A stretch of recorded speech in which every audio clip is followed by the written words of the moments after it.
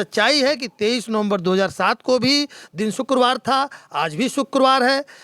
23 नवंबर 2007 को भी 1:30 से 2 बजे के बीच जो पहला सीरियल ब्लास्ट हुआ था, उसके 5 मिनट बाद कलेक्ट्रेट में हुआ था। और इस वक्त जो ईमेल आया है, जो कि बोगस भी हो सकता है, वो भी धमकी में टाइमिंग जो है 1:30 बजे की दी हुई थी। तो इसके पीछे उनके चेहरों का एक मंशा तो साबित होता है कि एक लोग जो हैं, जो अपने प्रार्थना सभाओं में 1:30 से 2 के बीच शुक्रवार को होते हैं, उनकी कैजुअलिटी न हो, ऐसा कुछ उनके मोडस ऑपरेंडी में ये बात रहती है। 23 नवंबर 2007 के बाद 2 जिंदा ग्रेनेड मिले थे। एक बार सुतली बम रख करके कचहरी में भगदड़ मचाने की और भगदड़ में लोगों की मौत हो जाए, इस प्रकार के दुष्चक्र रचे गए हैं। बनारस में जिला जज को एक ईमेल मिला कि हम कचहरी को बम से उड़ा देंगे। उसके बाद से हालात यह रहा कि पुलिस प्रशासन मुस्तैद हुआ, चारों तरफ जांच पड़ताल हुआ। तस्वीरों में आप साफ तौर से देख पा रहे होंगे, आज पूरा कचहरी परिसर खाली है।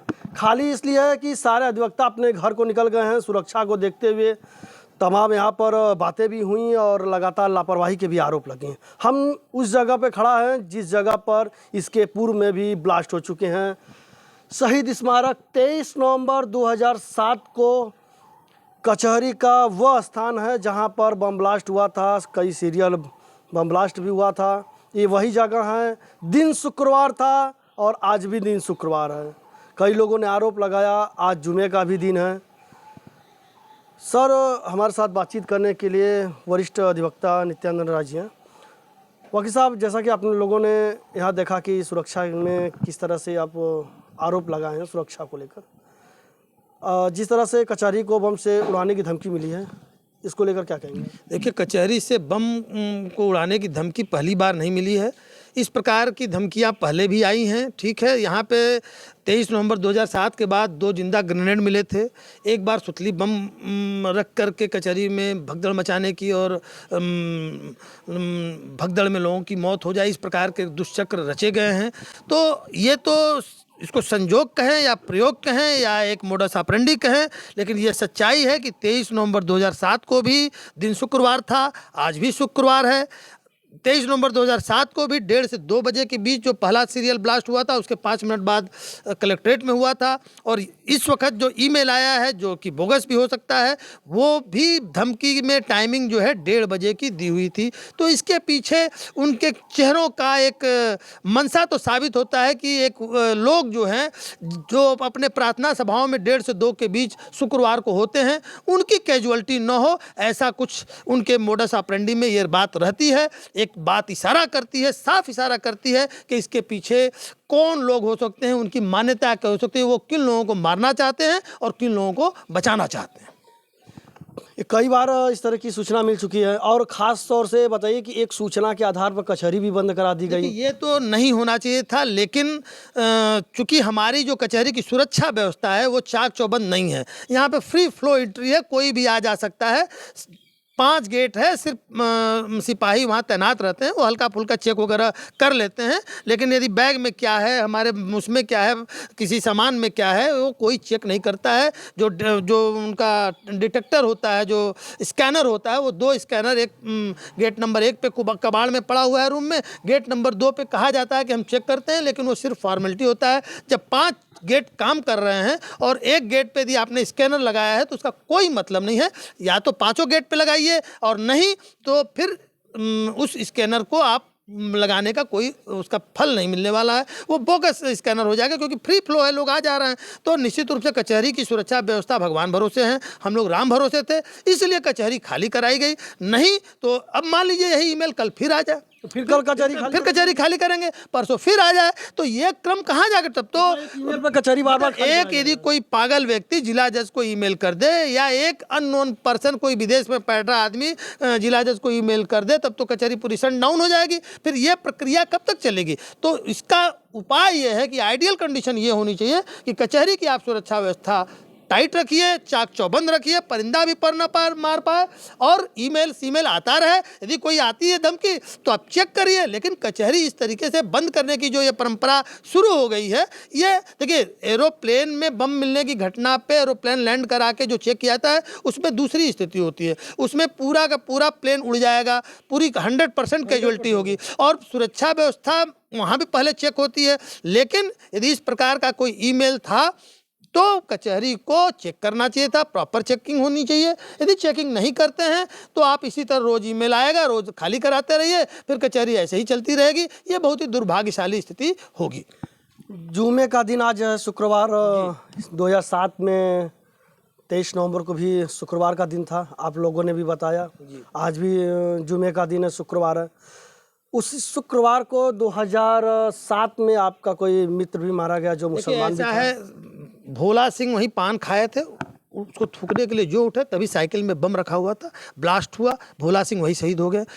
यहीं सामने दुकान में एक फोटोग्राफर, हमारा नाम उसका भूल रहे हैं, उससे हम फोटो, पहले ज़मीनों की रजिस्ट्री के लिए फ़ोटो खिंचवाना होता था, उससे फ़ोटो खिंचवाते थे, वो फ़ोटो खींचा था, तो वो नमाज ही पढ़ने जा रहा था, अचानक उसका कोई फ़ोन आ गया।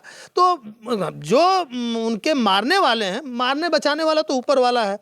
हिंदू मुस्लिम हम लोग करते रहे, यदि कोई चाहता है कि नहीं हमारे धर्म के लोग न मरें और दूसरे धर्म के लोग मर जाएं, लेकिन यदि मरना होगा तो जैसे हमारा दोस्त जो था, जिससे हमारी बहुत अच्छी दोस्ती थी, हंसी मजाक भी होता था, क्योंकि वो बनाने के वक्त बराबर उसको हम लोग लेके जाते थे इस साइड पे, फोटो वगैरह खिंचवाते थे, तो वो भी शहीद हो गया। ब्रह्म प्रकाश शर्मा हमारे बैचमेट थे, लास्ट साथ में हम लोग पढ़ते थे, वो शहीद हो गए। भोला सिंह जो एक अच्छे अधिवक्ता थे वो शहीद हो गए। 10 लोग, 3 अधिवक्ता और 7-8 वादकारी और जो आम पर्सन, जैसे इसमें एक फोटोग्राफर भी, लोग उस वक्त घायल हो गए थे। आज भी उनकी त्रिपाठी पंडित जी तो आज उनकी मनासन स्थिति है, मतलब उनका इतना बढ़िया चैम्बर था। ब्रह्म प्रकाश शर्मा उन्हीं का जूनियर था। जब यहाँ बम फटा तो वो लोग वहाँ से चले कलेक्ट्रेट से कि कहाँ बम फटा है, तब तक कलेक्ट्रेट में भी बम फटा, उसी में ब्रह्म प्रकाश शर्मा और उनके सीनियर, ब्रह्म प्रकाश तो शहीद हो गए, उनके सीनियर जो वशिष्ठ जी गुरु जी थे, वो 20 जूनियरों का काफिला चलता था। इतनी अच्छी रिच उनकी प्रैक्टिस थी कि क्या बताएं। आज दाने दाने को मोहताज है, कोई पूछने वाला नहीं है, कोई पूछने वाला, कोई साथी नहीं होता। भाई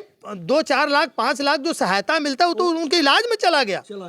भाई 50,000 रुपया घायलों को और 5 लाख रुपया के करीब मिला था। उस 5 लाख की क्या वैल्यू है जब शरीर के आपके अंग भंग हो चुके हैं, तो इतनी महंगी इलाज हो चुकी है जो है। तो मतलब जो ये इसका जो हम लोग याद करते हैं, तो हम तो ब्रह्म प्रकाश शर्मा के माता जी जब उनकी जिंदा थी तब भी मिलने गए थे, और बराबर मतलब हालचाल लेने का प्रयास करते हैं, लेकिन हर आदमी के पास अपनी व्यवस्थाएं हैं। हम तो अच्छा ये है कि भोला सिंह का लड़का प्रैक्टिस कर रहा है, अपने पिताजी की चौकी को जगाए हुए है, लेकिन यादें तो जुड़ी हुई हैं। एक सवाल, अंतिम सवाल मेरा रहेगा कि क्या कचहरी अब निशाने पर है, या कचहरी में लापरवाही है, या पुलिस विभाग की कचहरी तो निशाने पे शुरू से रही है, टारगेटेड है? एकदम कचहरी निशाने पर है। यहाँ कई घटना, भाई 23 नवंबर 2007 की तो मेजर घटना है। उसके बाद 2 जिंदा बम जो 23 अप्रैल 2016 को मिला, तो सोचिए यदि वो जिंदा हैंड ग्रेनेड यदि फट गए होते तो शायद जितनी कैजुअलिटी 23 नवंबर 2007 को हुई तो उससे भी बड़ी कैजुअलिटी होती। लेकिन उस दिन शायद सुरक्षा एजेंसियां चौकस थी, वो पहले डिटेक्ट हो गया, नहीं तो उस दिन और बड़ी घटना हो गई थी। उसके बाद सुतली बम मिला, फिर इस प्रकार की धमकियां बराबर आ रही हैं। तो ये तो एक सीरियल बना हुआ है। निश्चित से न्यायिक प्रशासन को, जिला प्रशासन को और पुलिस प्रशासन को मिलकर एक कंक्रीट प्लान बनाना पड़ेगा कि कचहरी कैसे सुव्यवस्थित चल पड़े। उसके लिए जो प्लानिंग है, हमारी मांग है कि ये पूरा कचहरी CISF के हवाले हो, हाई कोर्ट के तर्ज पे, हाई कोर्ट के लाइन पे, जैसे हाई कोर्ट की सुरक्षा व्यवस्था है। कोई भी व्यक्ति बिना पास के एंट्री नहीं लेगा, बिना ID के एक भी आदमी को एंट्री नहीं होनी चाहिए। यहाँ पे सब भिखमंगे हैं, तमाम बच्चे चला रहा है, मतलब टाइम पास करने के लिए कचहरी चले आ रहे हैं। ऐसे लोगों की एंट्री बंद होनी चाहिए। कौन कचहरी में आ रहा है, किस लिए आ रहा है, उसका पास बने, और निश्चित रूप से यदि सारी व्यवस्था ठीक ठाक जैसा हम लोग कह रहे हैं वैसा हो जाएगा तो कचहरी 100% सुरक्षित हो जाएगी। फिर वाकई यहाँ परिंदा पर नहीं मार सकता, और हम लोग उसमें सुरक्षा एजेंसियों को पूरी तरह सहयोग करने के लिए अराउंड द क्लॉक तैयार हैं। सुरक्षा एजेंसियों के भरोसे पर अब कचहरी चलेगी। ये वही जगह है जहाँ पर 23 नवंबर 2007 को बम ब्लास्ट हुआ था। यहाँ पर कई लोग मारे गए थे। उस बम ब्लास्ट में लगभग 10 लोगों की मौत हो गई थी, जिसमें 3 अधिवक्ता भी थे और साथ में एक वकील साहब के मुस्लिम साथी भी रहे। लेकिन अभी तक कचहरी में ऐसी कोई घटना नहीं हुई है। समय 1:30 बजे का था। फिलहाल लगातार जांच पड़ताल की जा रही है। मनीष जायसवाल, एक खबर भारत, वाराणसी।